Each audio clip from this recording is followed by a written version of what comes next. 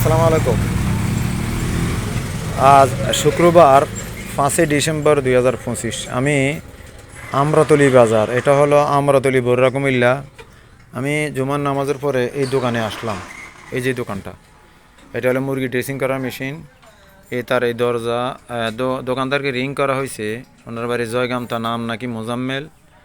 তো আমি বললাম যে ভাই, আপনার দোকানে তো কেউ নাই, দরজা খোলা, সব খোলা, মুরগিও সব সারা। এই যে মুরগি ইচ্ছা করলে চলে যেতে পারে, ওই যে ওই দিক দিয়ে চলে যেতে পারে, খোলা, কোনো দরজা নাই, তালা নাই, কিচ্ছু নেই।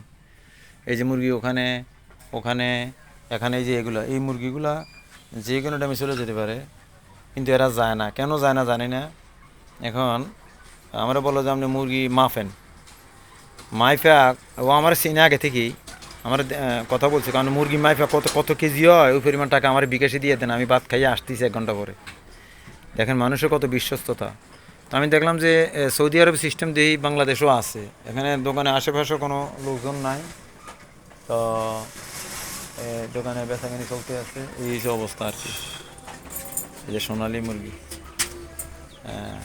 এটা মালিক হলে মোজাম্মেল, ভালো ছেলে, অনেক ভালো ছেলে, জয়গামতা বাড়ি।